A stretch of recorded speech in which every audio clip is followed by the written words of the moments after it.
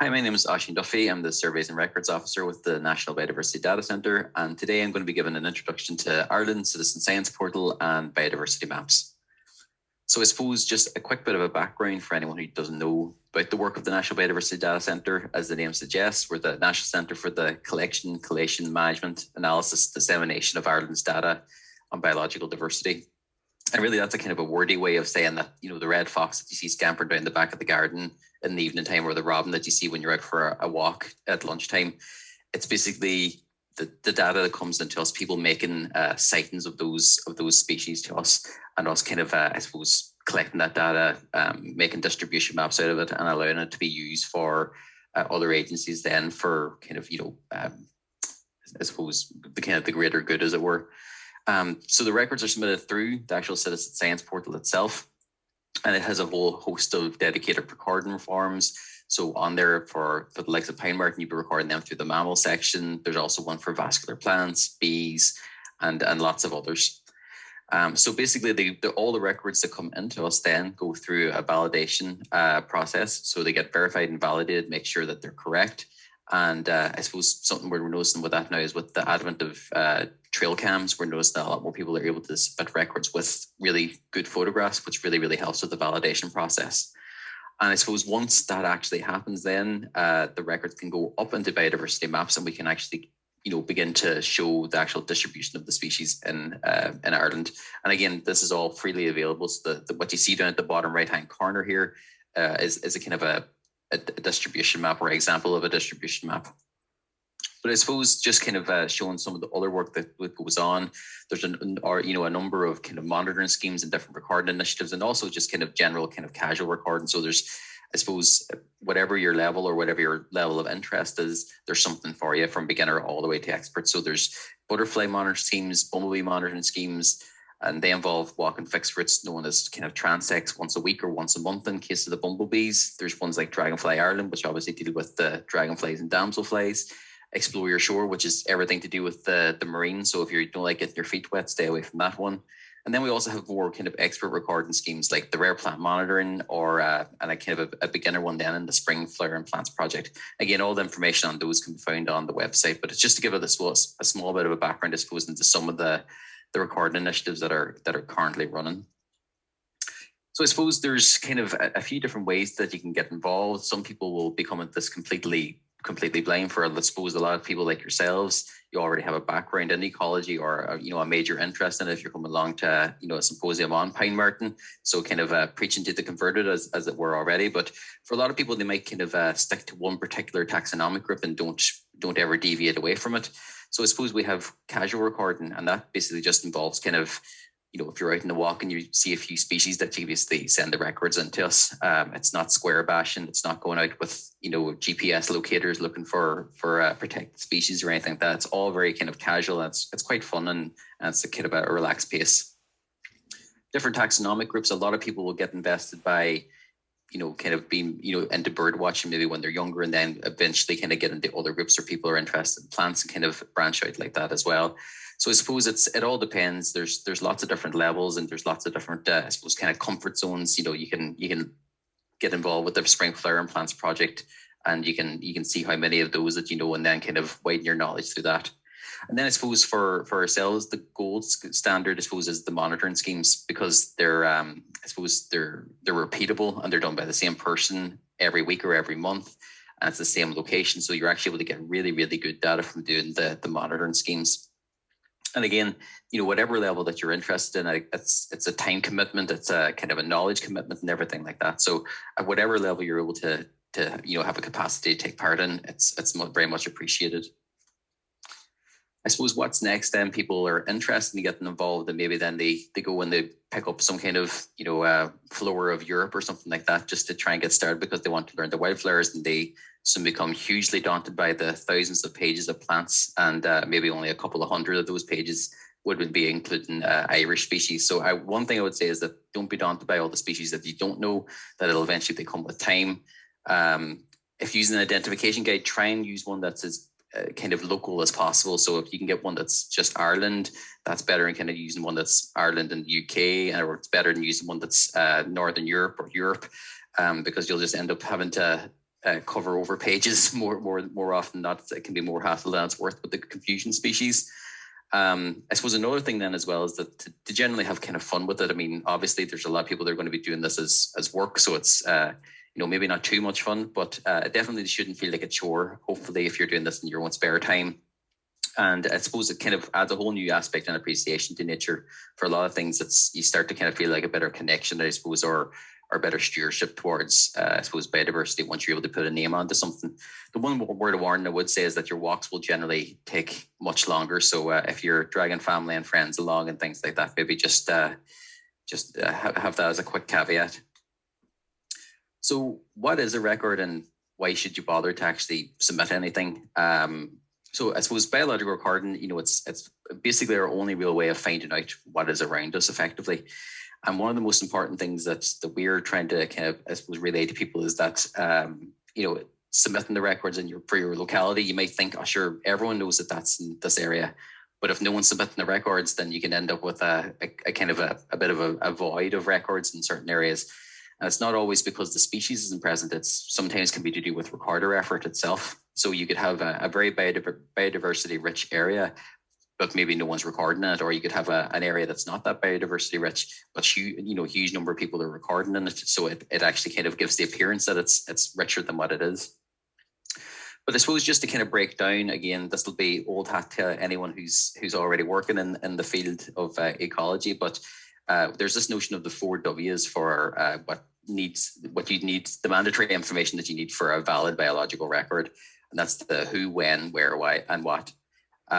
So the who in this case is the recorder name and your email address. And the email address is in there just in case a validator is going through the records and they notice something that's maybe slightly unusual and they might have to follow up with you on that. Now, that can be anything from maybe a species that's found way outside its geographic range to maybe butterflies flying in the dead of an extremely cold winter or something along those lines. And very often that's just a very simple mistype in the error. Maybe it's the wrong date or maybe it's just the wrong species chosen. Particularly can happen with the app if you have large thumbs. You can just hit the wrong species by mistake. When the date of observation is also quite important. Obviously, if you have a photo along with it and it's a beautiful spring flower and it's in full flower and it's in the middle of October, there might be a few questions asked about that unless you have it kind of written in that it was a second flowering due to a very, kind of a warm autumn or something like that. The where is broken down into 3 different sections. So it's the location name, the spatial reference, and generally the county. Some of the other recording forms might have things like vice counties, so the location name in that sense is the townland itself. Generally, most people will kind of know the townland or the area that they're in. If you don't know what it is, you can use even like the nearest kind of town or landmark that you have for kind of nearby. But it's always good just to kind of go in and check. Because again, that can raise issues whenever the validators are going through, especially with how many place names are shared in Ireland. The spatial reference, you don't have to worry about getting GPS signal or anything like that if you're using the actual recording forms online on the laptops. You basically just zoom in, click into the map and drop the pointer and it'll actually auto-generate your 6-figure grid reference. If you're using Biodiversity app, you just be able to put the GPS on your phone and the app should be able to hopefully pick that up, providing there's not too much cloud cover if you're not in a very densely wooded area. And then I suppose lastly, and probably most importantly, is the what, and that's the species name. So, generally that's the common names and the scientific names are generally on the website. But for, I suppose, as you know, a lot of species, it's just the scientific names. And sometimes with how quickly some of the taxonomy has been updated, you might be using older synonyms and things like that. So it's always worth just checking up. If you can't find a species name, maybe just check to see if it's been updated recently and you can still log the record with an older synonym. And I suppose it's the fact that these records, it's all kind of small amounts of data that's coming in. But I suppose it goes on. As soon as it's validated and verified and everything and loaded onto biodiversity maps, it can be used then for, policymakers and researchers and things like that as well to give, I suppose, the kind of the general country then a better understanding of, how our biodiversity works. And just to kind of, that again, this is a sample record. The one thing I will say is that with recorder names, it's always best to use a full name if you can. It just helps, I suppose, further down the line, maybe, long after we're here and someone's querying a record and they're looking at something, there might be 5 or 6 J O'Neills whenever. So it's kind of useful just to have that as a thing. So I suppose that's really the citizen science portal aspect of it. It's very easy to use. Kind of once you get the hang of submitting records, it can become something that you do kind of on the regular. And I suppose that the main thing about it is, as I said, it shouldn't feel like a kind of a major chore, really. But I suppose the next section after that then is really kind of biodiversity maps. So this is where the records actually end up going to once they've went through the validation process. Now, I'm guessing probably many of you have already used biodiversity maps in the past. It's a really useful tool, and it's really, really simple to use as well. So up at the top right-hand corner here, there's a species search, and you can literally search for any species that has records for Ireland, and effectively you'll be given a distribution map of it. Like there's lots of other kind of sections in it. There's data sets. So if you're interested in a whole group of species, if you're interested in all mammals that are recorded or all vascular plants, there's just a general mapping section as well where you can go in and just start adding species as you like. But I suppose for most people when they're coming to biodiversity maps, they're looking for the particular distribution of a species because there's maybe a query in their area about, I've seen a pine marten for the first time and I don't know if any's been recorded here before. Is this unusual? And people will pop on, check to see what the actual distribution is, and I suppose then kind of find out what maybe when the last time a record was. Was it in the 70s? Was it 2007? So I suppose it's a really kind of simple system to use in that regard. When you click into it, you'll find that you're up here at the top left, you'll have your actual species name, and then actually on the map, it's just the species distribution. So the beauty about this is that you have lots of, I suppose, configurations here on the left-hand side that you can kind of play around with as well. So if you're wanting to add county boundaries in, if you're kind of interested in County Cork and not County Kerry or vice versa, then you can put those on as well just to kind of see, where species are occurring. Again, vice counties can be logged on there as well. There's lots of kind of, I suppose, things that you can be toggling on and off for those particular ones. And I suppose when you look at it, you say, well, it just looks like squares on a map. That's great, but what does it actually tell me? Well, once you zoom into the actual mapping or you choose one of the actual squares, if you click on it, you'll be given a lot more information. So I suppose one of the things in that regard then is that you have the map of Ireland here. And again, I've just kind of done it as if you've zoomed in, you can click on a particular one and you get all the actual details of the record. So you get everything from the species name, you get the grid reference location, you get the site name, what data set it's part of. So if you're looking at a particular record and you're going, well, that's a really unusual record, I'd like to see where that's coming from. And you might find that it's from a historic data set, maybe something from the late 1800s or something like that. You can see the recorder name then as well. And again, recorder name, the recorder email isn't shown on biodiversity maps for any records, so there's no issues with that. But recorder name does need to be as part of the mandatory information for a biological record, so that is shown there as well. And again, it does have the taxon name there for it as well, just in case there's multiple common names or kind of unusual common names coming in. And again, most importantly, there's a date down there.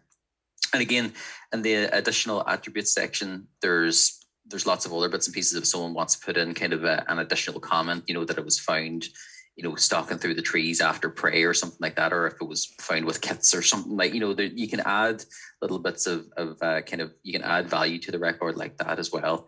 And again, you can do this for every single record on it. Some might have more information than others. Others might have, just the kind of bare bones of the information. But again, all of them come through, and all these records can be kind of toggled on and off. And again, if there's multiple records for one particular square, you can actually generally just there'll be a 1 to 10 or whatever of the records, and you can just kind of keep clicking through them until you find either your own record or maybe something else. So I suppose one of the interesting things that we notice is that there's been a good increase through the Citizen Science Portal of records for pine marten definitely in the last couple of years. We went from having kind of less than 200 in 2017 and just about kind of 250 in 2018 to the last couple of years having over 700 and 800 records coming in per year. It's difficult to know exactly, why there's an increase in recording like that. I'd say trail cams are a big part of it. I'd say, a lot of people are having trail cams set up and they're actually spotting them.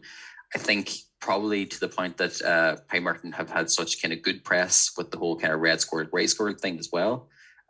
It's not that long ago that I was actually helping the Vincent Wildlife Trust on pine marten work, probably about 10 years ago. And I remember people saying to me, oh yeah, pine marten's my favorite bird. So I think that level of awareness has really risen. Everyone has heard. And I suppose most importantly as well, we also are able to host partner surveys, and we also host the red squirrel and pine marten survey. So a huge amount of records would have come in from that from around the country. So when you're going through the actual records, the data sets, the information, so you might see kind of certain recorder names appearing again and again. So you'll know that those people were maybe taking part in those particular surveys. Currently on the actual biodiversity maps now, the data set's just been updated in the last month, and we now have over 5,000 records for pine marten on the entire system. So there's an incredible wealth of information that's really on there at this stage. And again, with the fact that all the records are, queryable, as it were, it's really useful for that too.